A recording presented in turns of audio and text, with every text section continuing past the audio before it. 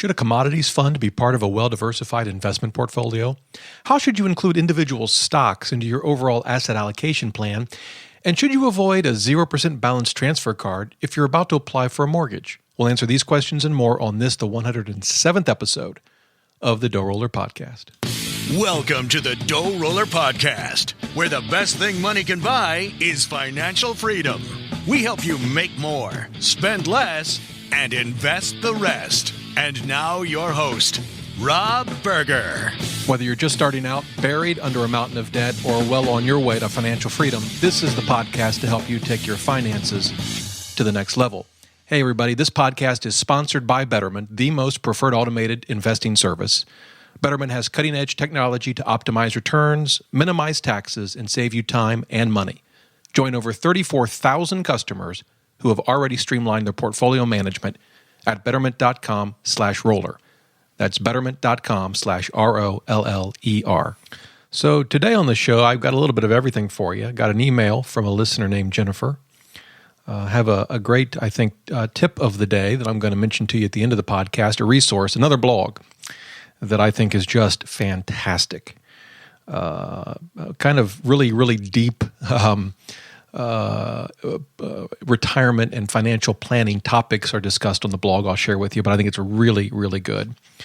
And in between all of that, I'm going to talk about my investments. I do an update on my own investments every month, and I did one for August 2014, recording this in September of 2014 for those of you that might hear it many months or even years from now. And kind of want to share with you kind of how I go about doing that and some of the things I learned. In fact, some of the mistakes I think I've made that I'm going to do something about in the near term. It's amazing, you invest. I've invested since 1993, and spent a lot of time studying this stuff, writing about it, podcasting about it, and you still find ways to improve. At least I do. Even have a little chess analogy from a chess book that I've been studying that I'm going to throw into today's podcast. So got a lot to cover. Here we go. I'm going to start with an email from a listener named Jennifer. She wrote in, she said, and she'd actually sent this email a while ago. I've long since replied, but I thought it'd be something that you guys might benefit from. She says, I've started listening to your 31-Day Money Challenge podcast in the hopes of helping me get out of debt.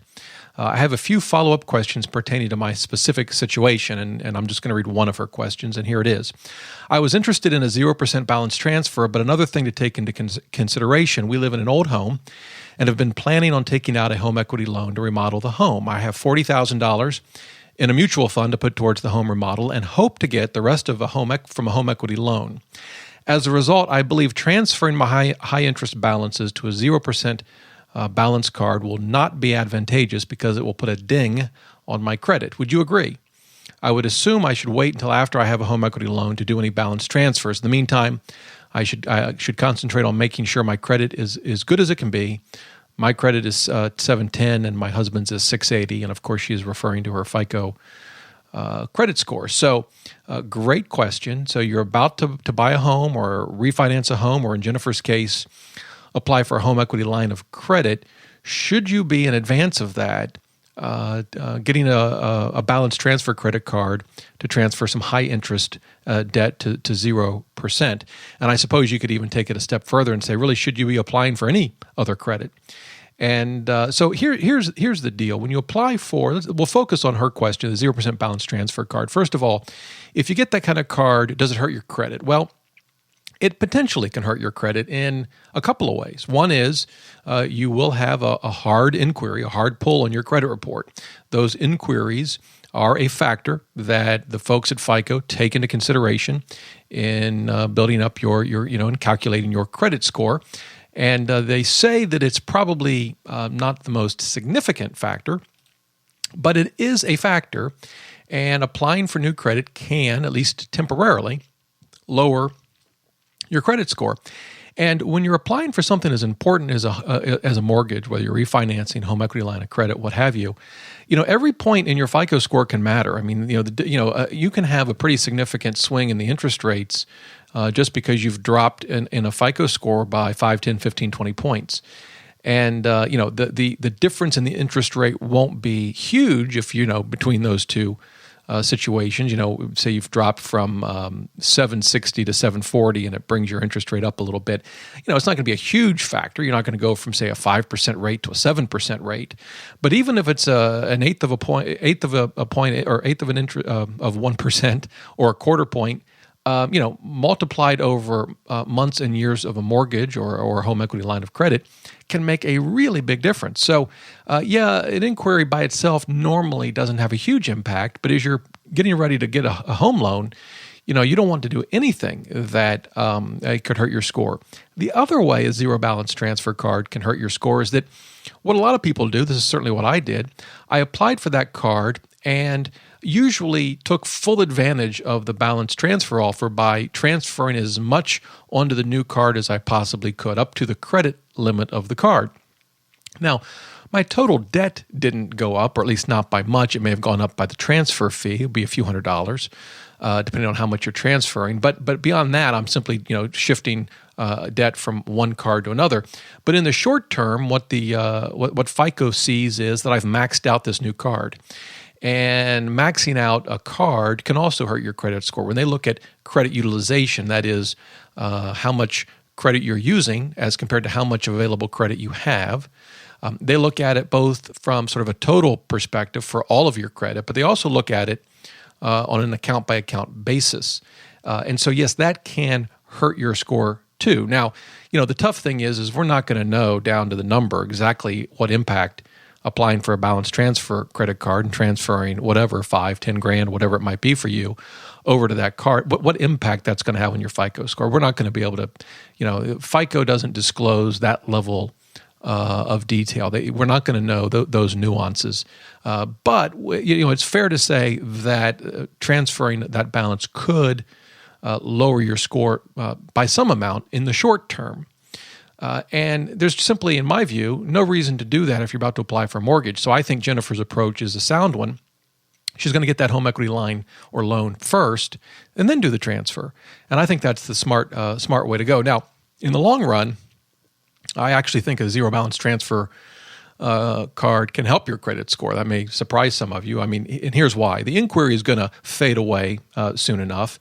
And as you continue to pay down your debt, even though you've got sort of a high credit utilization maybe to start, as you pay off that debt, that's going to come down over time. And at least in my case, what it ended up was I had all these credit cards that I'd used for zero balance transfers. I'd paid off all the debt, but I hadn't canceled the cards. So I had all of this unused available credit. So, my credit utilization actually went from what was probably pretty high down to practically zero with all of this available credit. And that actually in the longer term helped my score. But in any event, for Jennifer's question, you want to get that best rate you can when you're dealing with a mortgage related to your home or home equity line of credit. In my view, you ought not do anything that might jeopardize that. Now, every circumstance is different, and there's always other factors that may be relevant in your situation, so maybe you'll come up with a different result. But I certainly think Jennifer's way of thinking through this issue was very sound. And so there you go. That's, I guess, the listener mailbag for today from Jennifer. Appreciate the email. And as always, if you have questions, as you know, you can email me at dr@DoughRoller.net. Okay, so now on to sort of my monthly investment checkup. I do this every month for our investments, and it's kind of a way for me to keep track of everything, to make sure our asset allocation is where we want it to be, make sure we aren't paying any undue or unnecessary expenses, and just looking for ways to improve our results, either by increasing our returns, decreasing our risks, simplifying our investments. And so what I thought I'd do today is kind of walk you through how I do that and what I do, and the tools that I use. You've probably heard me talk about most of them, and kind of get specific and kind of walk through exactly where things stand for us. And so the starting point for me is personal capital. As you know, I'm a big fan of personal capital. It's something that, frankly, I check. If I ever want to just see how my investments are doing on a daily basis, and I do check this, I go to Personal Capital. They have an app for the iPhone that I use. They have an app for tablets. I use that. and I use it at the end of the month as well. In terms of checking performance, it's just real simple. You can aggregate all of your accounts, retirement and otherwise, in one place, and it will tell you both on an aggregate basis and then on an investment by investment basis or an account by account basis how you're doing. And so that's what I use. But for the monthly checkup, what I do is the first thing I do is I want to make sure my asset allocation is where I expect it to be, and normally it doesn't shift significantly. Within the context of just 1 month. Usually takes much longer for that. But within Personal Capital, under the Investing tab, you'll see several sub-tabs, and one of them is allocation. Simple enough, and they have a nice, very bright graph that breaks up your asset allocation by percentages and dollar amounts. So for me, I'm looking at my U.S. stocks, 37.5%, international stocks, 28.5%. I have U.S. bonds at 20.5%. I have international bonds, just a small portion of international bonds of roughly 1.5%. Then I have cash at 1.2%. I'll come back to that in a minute. And then alternatives, about 10%. And by the way, in the show notes, I'm going to take a screenshot of this graph, drop it in the show notes, and you'll get to see what it looks like if you're not familiar with Personal Capital, and it'll show you my asset allocation. And a couple things from that I personally find interesting. One is the cash side. Why do I have 1.2% in cash? This doesn't include any of my savings accounts. So why is there that much in cash? And the answer is some mutual funds hold cash. You can drill down in Personal Capital, and this is another nice feature. It will actually show you exactly which funds are holding cash, and how much. And so I'm kind of doing that now as I walk through, as I record this podcast. And for example, the fund that for me holds the most cash is VBTLX. That's the Vanguard Total Bond Market Index Fund. And that kind of makes sense. And it holds some cash in that account. But there's others. I have a Vanguard Intermediate Term Tax Exempt Fund. That's a fund that invests in municipal bonds, which I hold in my taxable account. You don't want to hold a municipal bond fund in a retirement account. The reason to hold it in a taxable account is because you don't pay federal income tax on the interest. Actually, by the way, just as a little, footnote, you do pay taxes on the capital gains of a mutual bond fund. Just a little FYI. But in any event, you don't pay taxes on the interest, so the yield is usually a little lower than a taxable account. But if you're in the right, depending on your tax bracket, the muni fund can be a good deal. But you lose that benefit. There's no reason to put it in a retirement account. But in any event, so I drill down. I want to understand why I've got that cash there. I mean, in a perfect world, I wouldn't have any cash here, right? It'd all be put to work in the bond and stock funds. But a little cash is to be expected. The other thing I always look at is alternatives. That's a category in Personal Capital. And for me, it generally is real estate is the biggest chunk, and then commodities is the second biggest chunk. And actually, I'm going to circle back. I've got some things to say about commodities, as you may have guessed from the questions at the top of the show, and actually something that I've done that is not very smart. And I'll share that with you in a minute. So when I look overall at my asset allocation, it's about where I want it. I'm roughly around 25% in bonds and cash, which is where I wanted to be. 75% stocks, 25% bonds, and that's I'm pretty much on track. I certainly haven't drifted enough from that to warrant any significant rebalancing, and so everything looks good there. The other thing I do in Personal Capital is check the performance. They have a U index, as they call it, and I like to check the performance just to see, how things are going. And I normally kind of check this throughout the month. So again, there usually aren't any surprises, and you can change the time limit. So like if I look at this year, for example, it'll tell me what my performance is this year. So far, according to Personal Capital, my investments have earned 6.12%. Now that includes obviously bonds, stocks, REITs, the commodities, and so forth. Of course, the market's been a little down here recently. That number was a bit higher, I guess, at the end of August. But that's where it is now. When I get to the second tool I'm going to talk about, Morningstar, I can sort of dive down into that performance number in a little more detail. The other thing I like to do is that I can look at my performance in Personal Capital by account, right? And so one of the things that I can do is look at the performance of those accounts in which I hold individual stocks. And I like to do that just to kind of get a sense as to how those individual stocks are performing as compared to the market and just overall. And so that's easy to do, again, by just selecting the brokerage accounts. And I can look at that. And actually, as I'm working through Personal Capital, as I record this podcast, I realize that actually my annual return is much higher than 6%. The reason it's only 6% in Personal Capital was because I disconnected my accounts from Personal Capital and reconnected them. Well, when you do that, you lose some of the historical data that they had. And so actually, to look at my year-to-date performance, it's not actually all in Personal Capital. It will be as I move forward, but actually it's not. So I'll circle back on how I'm doing so far year to date when I get to Morningstar, where I haven't disconnected my accounts and reconnected them. So give me a minute on that. We'll get back to it. So in any event, with Personal Capital, that's what I do. I want to look at my asset allocation. It's just the easiest way to do it. I want to make sure I'm on track with my plan, and I want to look at my performance, at least at a high level. It gives me a sense as to what's going on there. If you haven't checked out Personal Capital, you can. It's free and it's easy to link your accounts. You can do that. Just go to DoughRoller.net/PC, and that is an affiliate link. But as you know, I'm a big fan of Personal Capital, and actually will be meeting with some of the folks there at the Bloggers Conference I'll be attending here in a couple of days. So you can give that a try if you want to. So that's the first thing I do. Then the second thing I do is I go over to Morningstar, and I've mentioned this before. Morningstar, you can track a portfolio for free. You do have to enter things by hand. It's not as easy as working with Personal Capital. And if you're a premium member of Morningstar, you can get what's called a portfolio monitor, which is an email. Or I get it via email each month. And it's a PDF of your portfolio, and it gives you a ton of information about your investments. And so I take a close look at this every month. It comes to me the first week of the following month. So for August, I got this PDF emailed to me the first week of September, and it's just a great high-level summary of all of my investments, all accounts, individual stocks, ETFs, mutual funds, everything.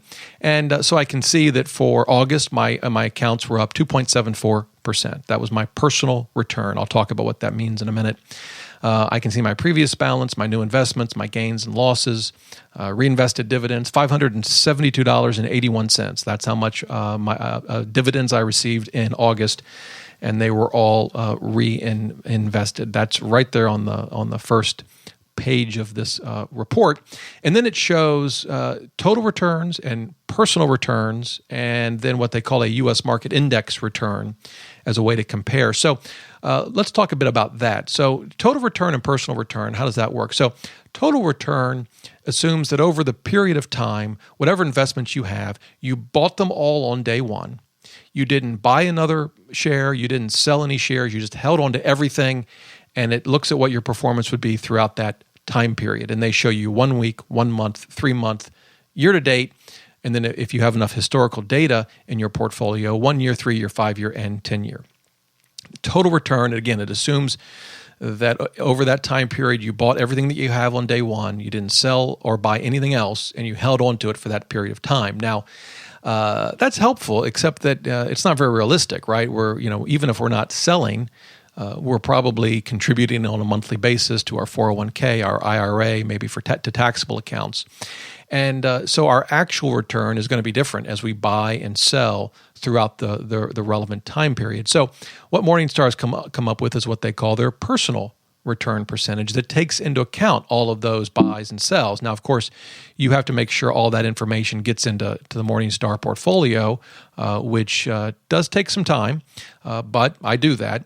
And so fortunately, I have this, I told you that Personal Capital, I disconnected my accounts and reconnected them at some point about a month ago for technical reasons. Well, that lost some of my all of my year-to-date data, actually. It's now being tracked now because I've reconnected them. But I have all that data in Morningstar. So looking at my account, my personal return year-to-date is 9.81%. According to Morningstar, the U.S. market index is 8.14%. So I'm actually doing a little bit better, actually a lot better than the market, even with nearly 25% in bonds. And the main reason for that is that the individual stocks that I own have just done really well this year. And that's really what accounts for that extra return. And so 9.81%. Now, interestingly, my total return is 9.34%. And so actually lower than my personal return. My buying and selling within the calendar year has actually increased my return. I guess I've been buying a few things lower and they're now higher. So I guess that's a good thing. And so that's my year-to-date return. I don't have more data than that in Morningstar, but of course over time I will. So that's the first thing I look at, just to kind of get a gauge as to how my investments are doing. 1, 2, I like to look at reinvested dividends. Those are sort of the kinds of things that you can easily forget about, which isn't such a problem as long as it's being reinvested. But I kind of like to keep an eye on that. Then the other thing that the Morningstar monitor does is it tells you your top 5 gainers and losers for the month. And I kind of like to take a look at that. Normally, again, there aren't any surprises. But I was surprised on this. So my biggest gain for the month was Berkshire Hathaway. You know, that old boring, old big company that they say is going to be harder and harder to beat the market. Actually, Warren Buffett says it'll be harder and harder for him to beat the market. It was up almost 10%. Wow. Apple up 7 3/4. Vanguard Small Cap Value Index that I own was up about 5. Pepsi, another stock that I own, was up about 5. And the Vanguard Mid Cap Value was up 3.85. So of my top 5 gainers for the month, 3 of them were individual stocks that I own. Interestingly, though, for both Berkshire and Apple, the Morningstar rating went down. Berkshire went from a 4-star to a 3-star, and Apple went from a 3-star to a 2-star. I should probably do an entire podcast on the Morningstar rating. It doesn't influence my investing decisions at all. But it's interesting when I talk to people and they want to kind of understand maybe what they might want to invest in, and they tell me about mutual funds they're considering. They're very quick to tell me what the Morningstar rating is. And sometimes I'll ask myself, that's interesting. It's whatever. It's a 4-star fund. So what does that mean? And typically I get a blank stare back. I guess one could say, well, it means it's better than a 3-star fund. I guess that's true. Don't put a lot of weight on the Morningstar rating. By the way, if you do, or if you don't, I'd love to get your opinion on that. So shoot me an email, dr@DoughRoller.net. Let me know, if you use the Morningstar rating, why, and how you use it. If you don't, why not? I largely ignore it, but it's something that they include in the report. So there you go. My big losers, actually 2 of them. Verizon was one, lost a little over 1%. And PowerShares commodity ETF, DBC is the ticker, it lost about 1%. I'm actually going to come back to that because I think I'm going to be making some changes in my portfolio as it relates to commodities. And it's actually these sort of monthly reviews that I do that have led me to that conclusion. And I'll circle back to that in just a minute. So the other thing I like to look at, 2 other things really, in the Morningstar monitor is I just check the stock statistics. They will give me my overall PE ratio and price to book ratio of my investments. They'll give you return on assets, return on equity. They give a forward PE. I'm not really a big fan of a forward PE, just to review there. So the PE, of course, is price to earnings, price per share divided by earnings per share. And there's different ways to calculate that. One would be to just take the earnings from the last year, trailing 12 months, they call it, TTM. So how much did the company make per share in the last year? We'll use that number along with the current price to figure out the PE ratio. What a lot of people do, though, is they say, well, what's the company going to make in the upcoming year? We'll use that, and they call that the forward PE. Now, you may be saying, well, wait a minute there, Rob. How do they get that number? How do they know what the company is going to make in the future? Well, they guesstimate, and which is one reason I don't like the forward PE. They estimate, and there's a lot of people out there estimating and forecasting, and I by and large find it to be a waste of time. So I'm not actually a big fan of the forward PE ratio, but that's what Morningstar reports. For my portfolio, it's just under 15. Price to book ratio is about 1.73 for me. And they compare that to the S&P 500, but it gives you a sense as to the valuation of your portfolio as compared to the S&P 500. Mine is roughly comparable, a little cheaper because I tend to focus on value investments more so than growth investments. So I'm looking for investments that are undervalued. You might, and that actually raises an interesting point that I should mention quickly. You may be saying, well, wait a minute, Rob, you say you look for undervalued investments. Are you telling me Apple is undervalued? You mentioned you own Apple. You really think it's undervalued? Well, it's not just the company, but it's also what you pay for it. So Apple is trading at about $100 a share, but I didn't pay $100 a share. When I invested in Apple, it was pre-split, but on a post-split basis, remember they split their stock 7-1, but on a post-split basis, I paid about $56.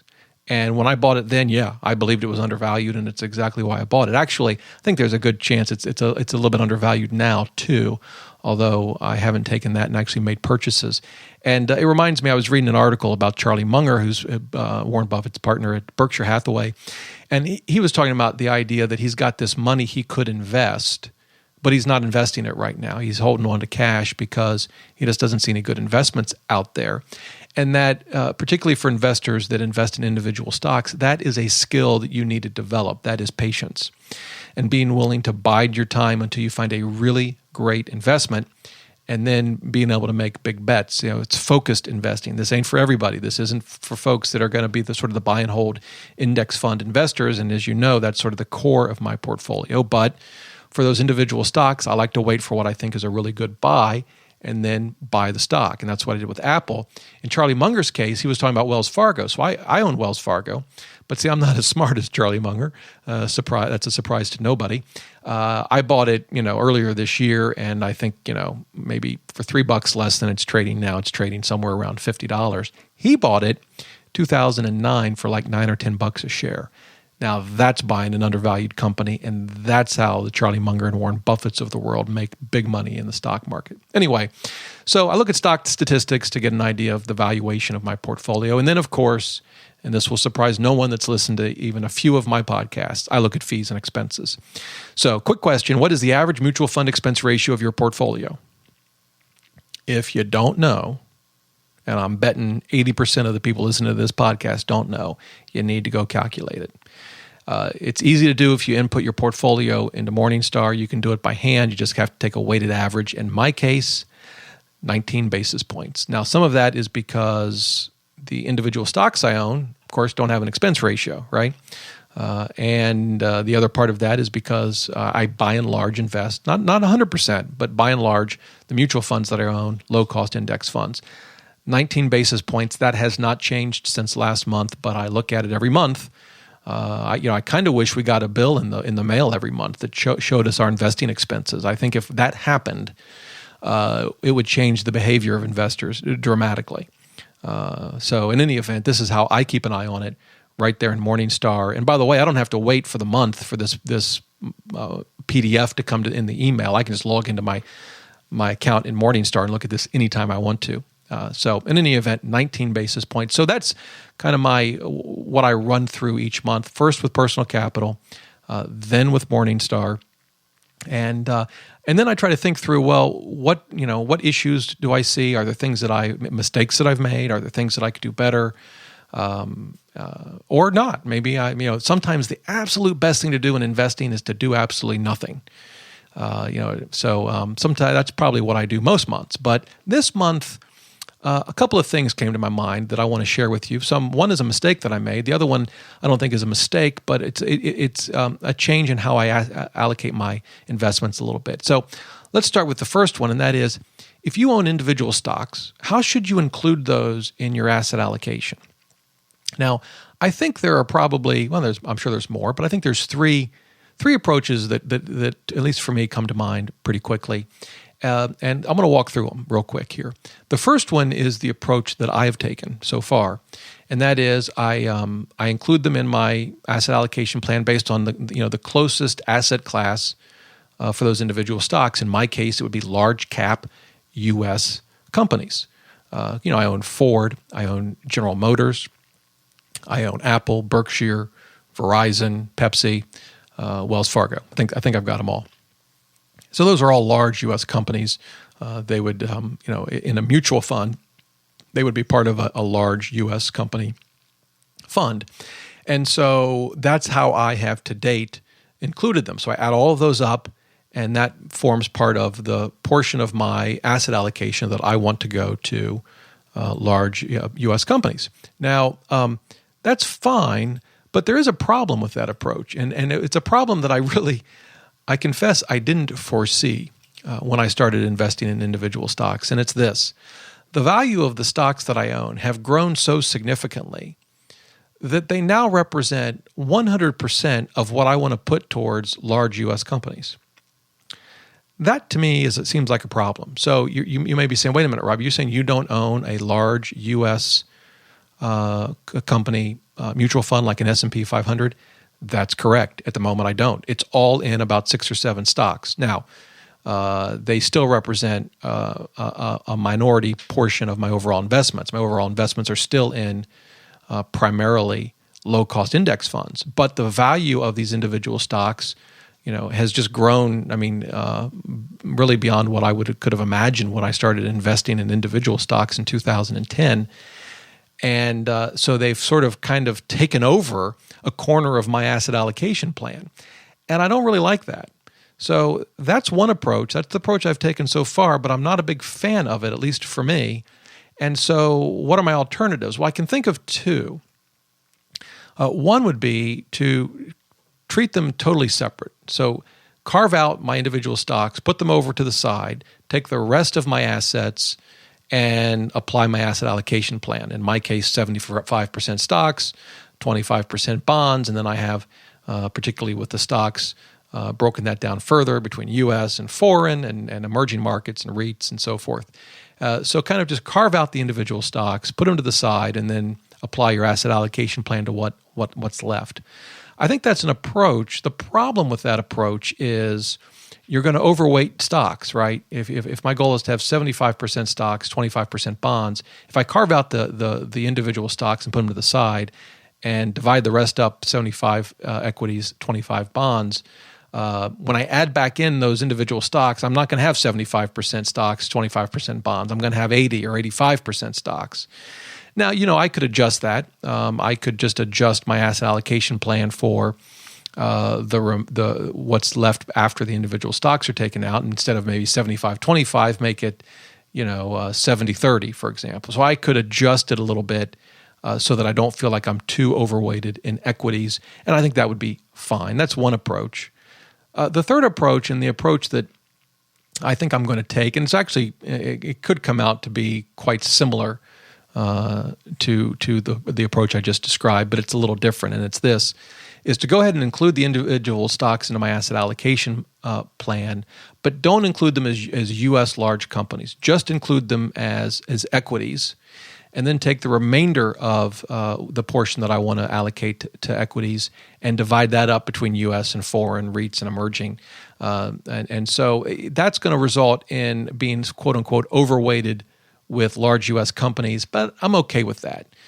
So that's the approach I think I'm going to take. That will result in among other things, my buying back into either an S&P 500 index fund or U.S. total market index fund.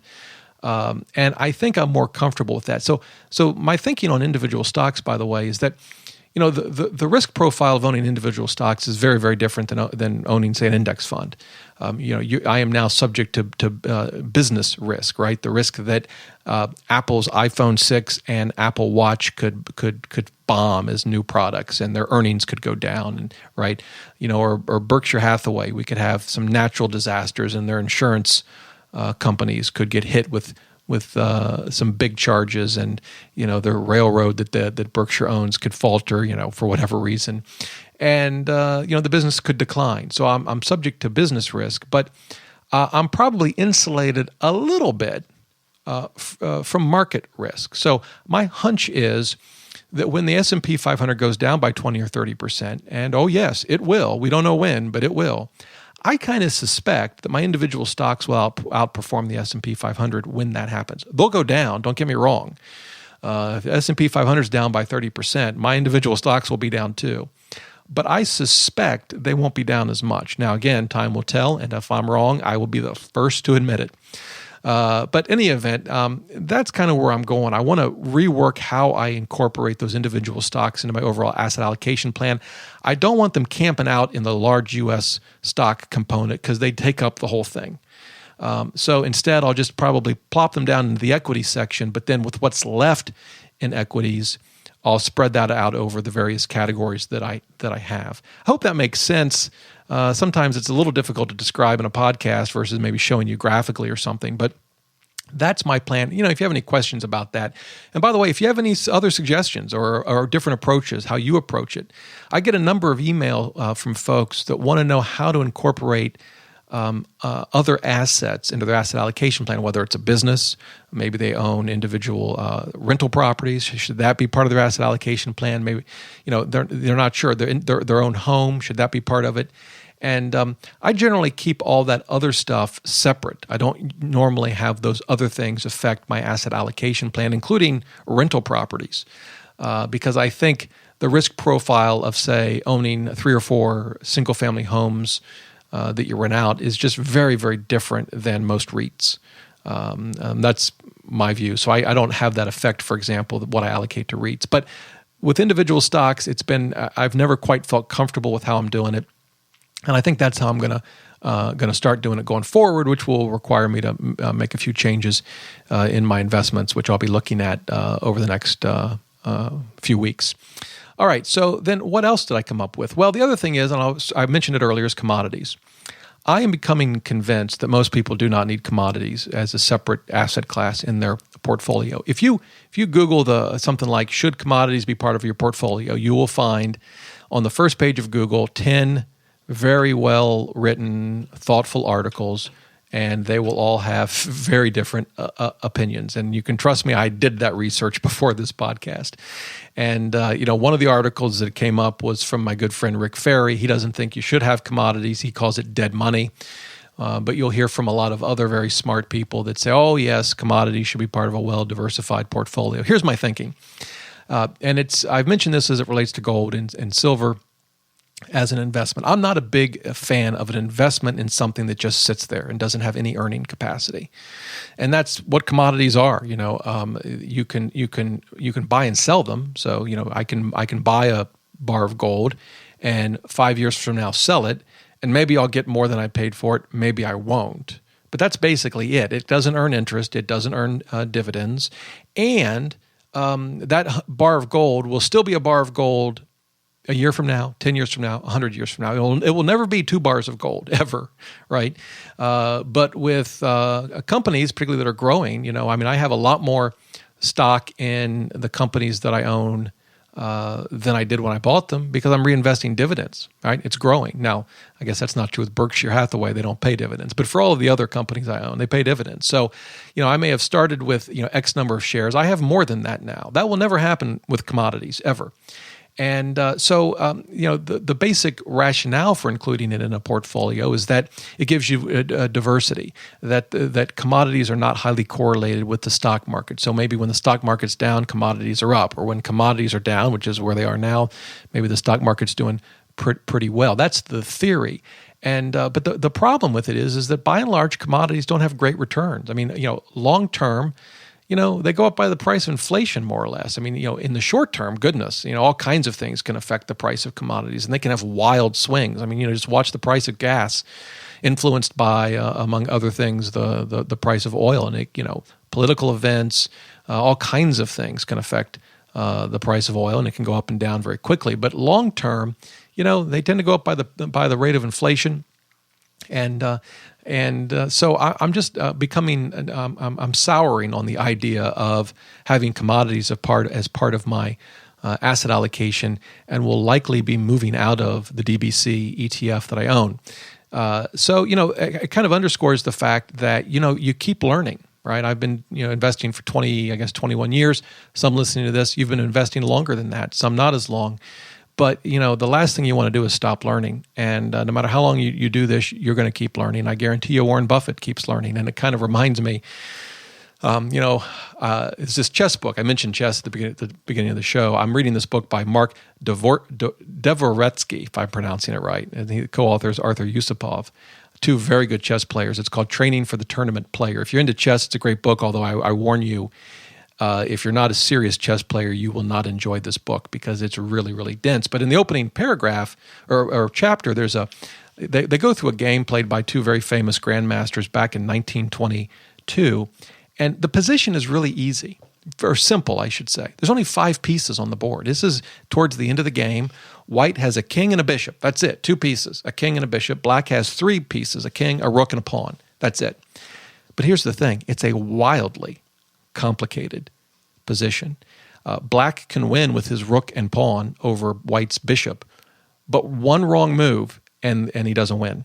And when you look at it, as simple as it looks, I could spend hours analyzing this, and I wouldn't get the right answer. I would not solve this chess position, and the grandmasters that played it didn't solve it either, and they got it wrong. And one of the points that the authors were making is, you got to constantly be learning. Even grandmasters in chess are constantly studying and learning new things. And that's true even when a position looks easy and looks simple. There can be a lot of hidden nuances that are not at first readily apparent. And I think investing and personal finance generally, are the same way. And I try to treat my investing the same way I treat my trying to study chess, which I feel like that's 1 step forward, 2 steps back, but that's another story. And so I look at the whole deal with commodities as kind of that way. I'm constantly studying the board and seeing what nuances I may be missing and trying to improve. And that brings me to a related issue. The commodities fund that I own in my SEP IRA. Can you see any problems with that? Well, one of the things that's important when it comes to investing is what's called asset location. Where do you hold the investments that you own? Taxable accounts or retirement accounts? And within retirement accounts, you own them in tax-deferred accounts like a traditional 401k or IRA, or in a tax-free account like a Roth 401k or Roth IRA. And this would be an entire podcast, so I'm not going to dive into it in depth. But by and large, as a general rule, what you want to do is hold investments in your retirement accounts that generate a lot of taxable income from year to year. So a lot of interest, a lot of dividends, a lot of capital gains. So for example, generally you want bond funds and REITs, for example, to be in your taxable, your tax deferred accounts, your retirement accounts, because they generate a lot of annual taxable income.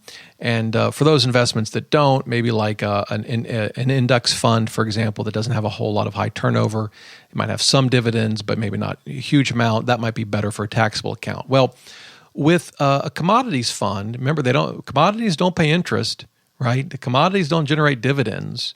There could be some capital gains, but that's about it. There's no business to hold a commodities fund in a retirement account. That should have been in my taxable account. And instead, it's sitting in my SEP IRA. So that's not the biggest mistake I've made in investing, that's for sure, and one that I can pretty easily correct. But that's a second mistake that I've made. The first one I think was probably including commodities in my portfolio to begin with, but included it in my SEP IRA. Just not a smart move. So something to think about, asset location. If that's not something you've considered, you should. And like I said, I will put together a podcast that dives into that in a little more detail. Okay. The next thing I do is I look at my individual stocks. I'm not an active trader. I tend to buy and hold things forever. I did buy some shares of General Motors because I think it's a stock that has been beaten down for good reason, I suppose. It's obviously had a very difficult year with the recall issue, if you've followed it. But I think long-term GM will do just fine. And I think it's at not a great price, but I think it's at a reasonable price. So I bought some shares of General Motors. I'm not recommending it to anyone, or don't take this as a recommendation that you should buy it. That's something that you have to determine. But it's something that I did in the last month. Again, I didn't invest a lot in General Motors relative to my total portfolio, but some.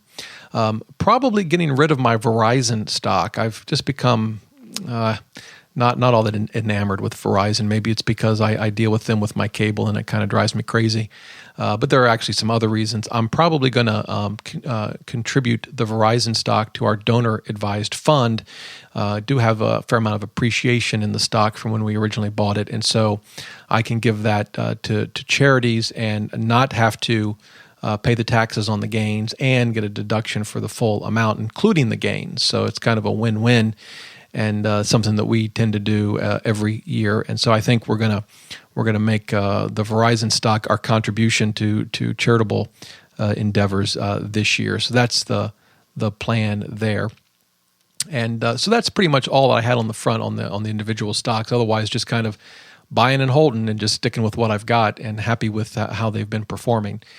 So a couple other things before I close out this podcast. One is, we did this thing called Grow Your Dough. This was a little contest between a bunch of personal finance bloggers. And the idea was we each invested $1,000 January 1. We could invest it in whatever we wanted. And we were just going to kind of compare and see how people are doing. I will include in the show notes a table with an update with all the other bloggers. I think I'm winning again. I was winning through June, and then my good friend Phil Taylor at ptmoney.com took over the lead. I think I've topped him now. I haven't seen his update, but I'm at $1,326.68. I've invested in Apple, AT&T, and Tesla, and they've just been doing well. So I'm up, over 30%, and so far in 8 months. So that's not too bad. Too bad I only invested $1,000. By the way, I probably would never put a whole lot in Tesla. Love the company, rooting for it. I just have no way of valuing it. So there you go on that one. But I included it for this competition, and so far it's done pretty well for me. Like I said in the show notes, which you'll be able to find at DoughRoller.net/podcast 1. What number are we on again? 107, podcast 107. You'll see the show notes, and then there I'll have a table with all the other bloggers and how they're doing, and you can check that out if you're interested. The last update is P2P lending. I put $1,000 in each of Lending Club and Prosper, and I set them to be invested automatically. They both have these automatic features where as loans get repaid and you get a cash balance, they'll immediately reinvest it back into new loans. Actually been pretty happy with the performance. I've made 6.6% in Lending Club. That's through 8 months, and about 4% in Prosper, again through 8 months. So we'll see how they do once we get to the full year. But I've been pretty happy with that. The thing to know about P2P lending, of course, is that they're much, much, much riskier than, say, a savings account. People like to compare the returns at Lending Club and Prosper to, say, a 1% on a savings account. It's a ridiculous comparison. A savings account's FDIC insured. You can absolutely lose money in Lending Club and Prosper. So not a great comparison. I kind of, in fact, if you wanted a better comparison, I'd compare these to high yield or junk bond, if you will, bond funds. I mean, these are personal loans, not corporate loans. So in some ways, you might even say they're even more risky. What I tend to do is invest in loans going to individuals with better credit scores. Both Lending Club and Prosper have these grades that they give each borrower. You don't see any of their individual, personally identifiable information, but they give you sort of a grade. And I tend to focus on the higher grades to reduce the risk of default. And so far I've been happy with the results. So you can check that out. Again, I'll have information in the show notes for that, where you can see a little more detail about my balances there. So that's kind of a quick summary of where things stand for me and how I kind of work through my investments every month. Hope you found it helpful. I'd love to hear from you on how you do it. Do you look at your investments every month? What do you look at? What do you look to improve? What things are you up to now to try to lower your fees, increase your returns, decrease your risk? Shoot me an email, dr@DoughRoller.net. Would love to hear from you. Before we close out the podcast, I promised you a tip of the day, and it's another blog that I really, really like. And it's Kitces.com, and I hope I'm pronouncing his name right, KITCES.com. This is a great website and blog, and I've been reading it for really quite a long time. Michael Kitces is a certified financial planner. This blog, though, is really, he's writing for other financial planners. That's his intended audience. And as a result, the articles are very in-depth, and some of them are very, very technical, but they are wonderful articles. I'm really impressed with the content he puts out. And, he dives into the details about about retirement plans, taxes, Roth versus traditional IRA. He's talked about tax loss harvesting recently, particularly as it relates to the robo-advisors like our friends at Betterment or Wealthfront, and so on. Very detailed articles. Each weekend he has a post that he publishes with links to other articles from other sites that he thinks are worth reading. I enjoy that article. A really well thought out, detailed blog about all things personal finance and investing. And I find it to be very helpful. So I wanted to mention it to you as a resource you might want to check out. Again, it's kitces.com. That'll get you to his homepage, and you'll see there at the top a link to the blog. He also has, you can sign up for his email, which I do, and it just shoots you an email every time he posts a new article. But in any event, I wanted to mention that to you. I find that to be a great resource, and I think you may as well.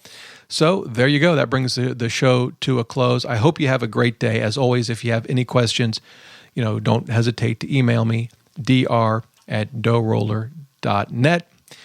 So there you go. Hey, until next time, remember, the absolute best thing money can buy.